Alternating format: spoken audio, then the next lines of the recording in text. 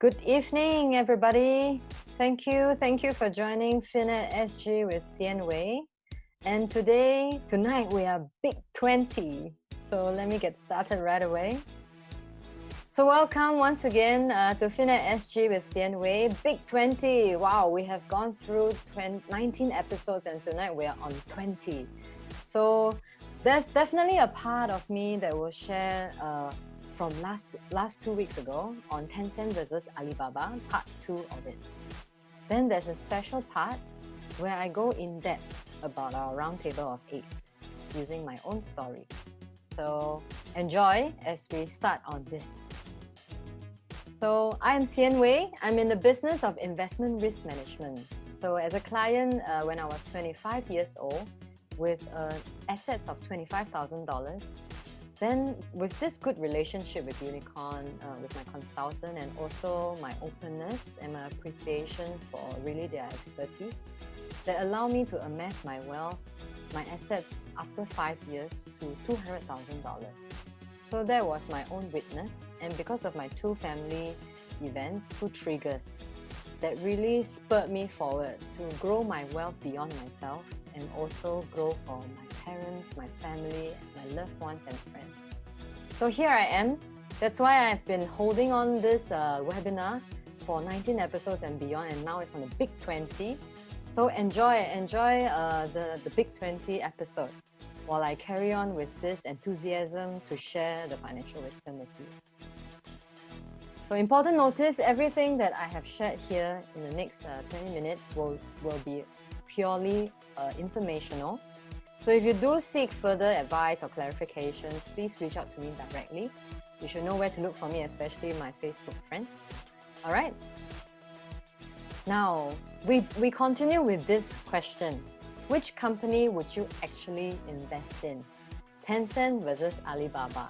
So these are the more famous companies that we can talk about, but you can use that as a very good analogy for you to share or to start your analysis as well, okay? And how we go about comparing for 2 companies is that we look at this tenets. Businesses is competitive advantages and competition and how they fare in competing businesses. Then we look at their financials, and last but not least on the valuation. So this is based on the evolution of value investing. We're now on 3.0. So what do you want? If you don't know what is 3.0 for value investing, you can look through my previous episodes. Okay. So now we have talked about the businesses, the founders, what is it about on these 2 companies, Tencent being blue and Alibaba being orange. So today we continue on competitive advantages and competition. All right, so for Tencent, what are the competitive advantages for Tencent? It's very obvious for Tencent, it will be network effects. So I think in Singapore, it's not so widely used for WeChat when we can compare it to WhatsApp. So I can give you a better analogy when we use our WhatsApp. So what does network effect mean? WeChat is a lot more than WhatsApp because they can also do various services, which I can give you a very nice breakdown for a typical Chinese person or in China. So talking about network effects, it's like if there are many of your friends who are already on WhatsApp or WeChat. So if you say, oh no, I want to use another platform, it's probably not as possible because you do need to communicate with your friends, right? That's the end goal. And yet you have to use what they use. So that is network effect. And also there's a big part on payment and really buying services or hiring services. And that's where there's also a network effect. So a lot of sellers or merchants will really come into this platform, and users will also be attracted because it's almost like a one-stop shop. So primary competitive advantages for Tencent is definitely network effects. And secondary will be the switching costs. You are already very familiar, firstly, with the whole ecosystem of Tencent, of WeChat, how they can really maneuver between the various platforms. So if you switch it, it's actually very difficult in terms of really going into a new space and really getting used to another whole platform. And more so, they are already owning almost the same number of Chinese people in China in terms of their accounts, their WeChat accounts. So not really very wise to switch to another platform, as it's already so well established with close to like almost 100% of people in China using WeChat. So with WeChat, actually, what do they do? You know, that's why I share with you what are the network effects. There's 1.2 billion monthly active users. So it's not just having users and then you don't use it ever again, but more so they are actually very active. And 1.2 billion is actually close to the population of China. And the number one traffic in China, as I share with you, how they really link from one place to the other, which I will further elaborate later using a whole storyline. And looking at the switching costs, that's the one that I was talking about when we talk about really not wanting to switch in the first place. So how is it like? Based on the source from Tencent, the research that they have done, a typical WeChat user actually engages 11 separate times a day. How does it work? Okay, so let's say it's a normal working adult like me and you know, then waking up at 7 o'clock. Then you will look at WeChat Moments. WeChat Moments is more like a Facebook, so you check on how your friends are doing, right? The moment you wake up, most of us are doing that and quite guilty of it in the first place. Then we look at then we see, oh, probably we need to start going to work already because it's 7:45, and then you will start to hire a ride to work with PT and WeChat. So after that, then you will, I need to get breakfast for my work. So you will start to buy using WeChat Pay, looking at all the various sumptuous breakfasts that you like to have. And then when you begin work, you will definitely have to do group chats or collaborative work using these WeChat groups with your boss, with your colleagues, or maybe even just converse with your friends over the day. So, and that's the next one. During the break, you might want to catch up with your friends using the WeChat groups. So it's a typical, like a WhatsApp text that you're going to use after you spend almost 1 hour at work already. And then during lunch, you want to join your own friends to go for lunch. So you would likely to also text everybody and try to meet at one place. And the added advantage over here is using lucky money to split the bill if they would like to. So this is a special feature that I myself don't use in Singapore, or we don't even have this feature yet. So that was very amazing when I did the research. Then after lunch, of course, you will venture into maybe some e-commerce, you know, shopping online, which is a very typical thing nowadays, JD.com. So using WeChat e-commerce gateway, then you are also looking at various websites. Again, this is a network effect. More sellers, more users. Very virtuous cycle. Okay, then we go towards the end of work perhaps. Then we start to catch up. Oh, what has my friends been saying for the day? That's a very typical millennial look. Yeah, when it comes to Facebook chats and also our WeChat moments. Yeah. Then that it will be on the way home. So after that, you will want to go into grocery shopping, and that's where you go back to WeChat Pay, look into the various things that you would like to get for your own dinner, that you want to do your own cooking over the week. So grocery shopping for sure. Then watching TV, then you can go and chat back on your Facebook again, and chatting on your WhatsApp group or your WeChat groups, and even starting to play games. As you recall, I shared 2 weeks ago, it's about they also started to acquire games. Yeah, so that is what Tencent is good for, right? Last but not least, before going to sleep, you will also, like us, a typical Facebook addict, to check on what our friends are doing right before we sleep. So this is how a typical WeChat user actually engages 11 separate times a day.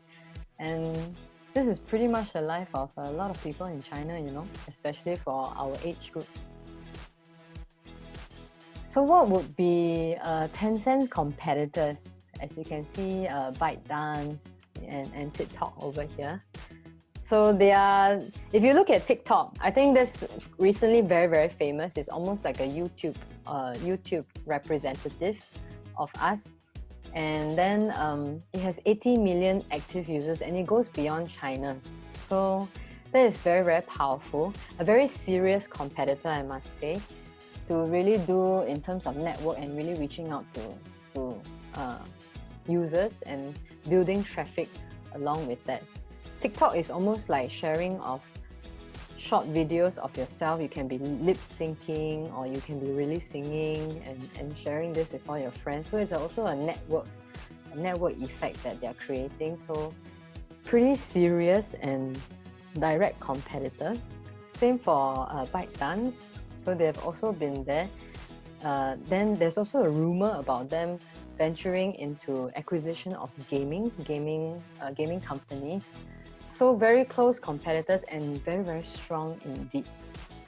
So these are the competitors of Tencent. And to give you a better understanding, or at least graphically, or so that we can have some analogy to understand, what Tencent is good for is almost like a WhatsApp, Facebook, a combination of Netflix. Then the competitors like TikTok and ByteDance, they are actually the ones using almost like YouTube. But I would say they are serious competitors of this field, which is really important to take note because they can easily disrupt each other, I must say. Now, let's look at Alibaba. So Alibaba's main advantage is also on its network effect. As you can see, in terms of e-commerce, everybody knows that Alibaba is taking the lead at 55.9% e-commerce. So network effect is also the same. If you recall just now I shared about Tencent, right? It's talking about same users, more and more users, then more and more sellers. So theirs is more merchants and sellers, right? So with that, they also create that kind of network effect that there are more and more people. So it's almost infectious. And their secondary is also switching costs. When it comes to e-commerce, as a buyer, let me hear from you, or at least use your heart to share with me. As a buyer, what will be most important to you when you get something, especially when it's something that is not so low in price? You would actually appreciate reviews, or you would appreciate the rankings of credit ratings of these suppliers, because that would be my personal wish to really find out if this person is legit and making sure that the stuff that I buy can really come. So this is what Alibaba is really good at. That they really focus very, very early. The first thing they did was they were very early. That's the first advantage that they have. Second is that they were able to have a lot of ratings and reviews already. All these comments from people, if you were to switch to a new platform just because of whatever reason, you won't enjoy the same kind of weightage on the reviews, the previous reviews, and also help yourself to understand if this merchant is actually reliable. And that would be a very strong advantage in terms of its switching costs. I myself will not be comfortable with a platform that I'm not familiar if the merchant itself is actually reliable or not. So this to me is pretty strong advantage. And looking at the competitors, especially during COVID-19, we can see that Pinduoduo is actually the one getting closer, really narrowing the gap of Taobao. So Taobao's advantage, as I shared with you, is really on the reviews and the comments and the credit rating of all these merchants to allow our users to have a peace of mind when we are actually purchasing. And Pinduoduo is actually a very serious competitor, closing the gap because they are also getting more and more reliable in this advantage. Then JD.com is also starting to rise. So the serious competitors, to me, is really something that Alibaba has to take note of. Okay, so looking at it, the only thing that Alibaba that I feel is a little bit weaker is that they are very strong. Yes, the market share is 55% on their e-commerce, but they don't drive traffic. So they don't have a social platform to help them at this point in time, unlike Tencent that is really driving a lot of traffic, going on multiple multiple contact points, I would say, to help them continue the traffic flow. Whereas for Alibaba, they are just at one point of really doing e-commerce, which I feel that is the weaker point. So really looking at the first round of comparison between Tencent and Alibaba, that was our aim, right? I can share with you, I would lean towards Tencent for this first round, simply because of what I've shared earlier, that I prefer that they have a little bit more traffic and a lot more space to really venture out and to create more avenues or revenues for themselves, versus Alibaba, who is still very focused on e-commerce, and they are quite serious competitors coming up. Okay? And for next week, I will share on how they fare in competing businesses, really in terms of maybe their financials and also their valuations. And just to highlight once again, what I've shared is purely informational, educational, and feel free to enjoy this session. But if you do need any further clarifications, please come to me directly. Then I can really share in more detail and tailored towards your needs. Now, then I move on to the Big 20 feature. So before I move on, definitely I need to share what is the wisdom about, why do I do 20 episodes and beyond on this. Firstly is to instill inspiration for you to start doing things on your own, to build your wealth, to really overcome this financial situation at this point in time. The pandemic has arrived, but it's a trigger. It's a trigger for all of us to reset our minds, to handle perhaps our own lifestyle. Firstly, probably the first thing I can think of is more rest. And also taking a look at your own life goals. What have you been doing over the life? Because the circuit breaker has allowed us to take a break and really have more time to reflect, right? And last but not least, focusing on today would be your finances. How have you been doing? Or how would you like to outshine your current financial position? And with the sharing that I have been doing for the last 19 episodes, now on the 20th, you can start on your own as a first step. If you are not taking a lot of actions, at least be aware. And go through my webinars, and so that you can have more questions for me and reach out to me directly, so that you can really inquire and assess for yourself how you would like to outshine. Because I did that for myself, and I figured out in the end how I want to move my finances. And that was very, very helpful and very fulfilling after that for your own life. Second, you can seek professional partnership. Okay, it's not help, but partnership. Because I do feel that not many of us are very keen to spend a lot of time to really manage the finances in such detail, because only through very detailed understanding of your own finances can you really optimize your resources for your wealth creation. So when you're open, reach out to me. The third one is really on portfolio repair, where you have already ventured and then you realize that you're not happy with your current way of portfolio, of current look of your portfolio, then you can come to us. We do provide this service as well for you. Okay, so for this round table of 8, so my own personal journey has gone through at least 3 of it. Yeah, the first 3 are the most important. And then after that, you will realize that actually the rest are also very, very important. So when you work with professionals like me, you actually work with a team of professionals. So it's not just looking at your finances in detail, but also looking at what other partners that are very suitable for your finances. For example, a property specialist. Because if you go to a property agent, every moment is probably the right time to buy or sell. So how can you tell if it's really value for money? It has to come from a research point of view.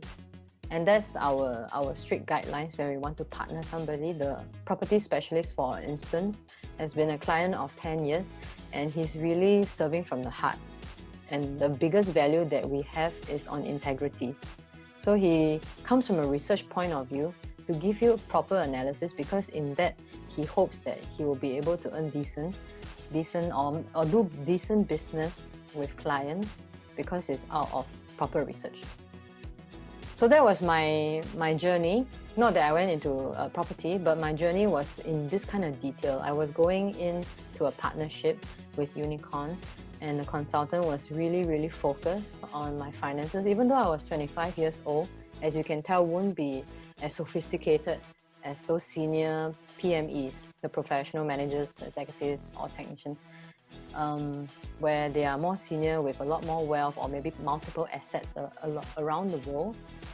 But with her focus and also her willingness to guide me, to influence me, to be more open about making more informed decisions about my finances and how I want to grow my wealth, and not just talking about projections or concepts, but literally working together with me very often. In a year, I see her 3-4 times minimum, and also she became such a close friend to me when I was going through my financial planning, which was very helpful to really be comfortable and honest with our own finances, to figure out what is it that we really want in terms of achieving our financial objectives. And I kid you not, because my life goals are very tightly knitted with financial objectives. You can't enjoy life if you keep thinking that it's just about enjoying. You know, you gotta have resources. Resources normally is the finance resources to really support the goal that you want. Talking about traveling, living in 5-star hotel. Okay, that's not me, but more so on the fact that I do want to be more comfortable and not to work hard for the rest of my life. It's also a time to taper down when I get older, and also to enjoy other interests when I start to age as well. So these are really the questions. Of course, this roundtable of 8 will be very clear in terms of really strategizing step by step what is it that you need and how we can fit into your finances. But what really comes to life is that when you have this stream of life in there, and this person caring for you, caring enough to really reach out in terms of what you are really looking for emotionally, psychologically, and definitely in terms of financial health as well. So this was my personal journey. Still not as detailed, because I'm not sure whether it's too rendering into too private confidential information, but at least I can give you a taste of what it is like when you try to manage your life with someone that you can trust and someone that you can partner for a lifetime. Okay, so that's my Big 20 sharing. Hope you enjoyed it. Last but not least, I just want to highlight, or at least bring out more obviously on what I can do for you. Advisory on cash flow management and budgeting has always been my key intention to help you get started on really financial planning.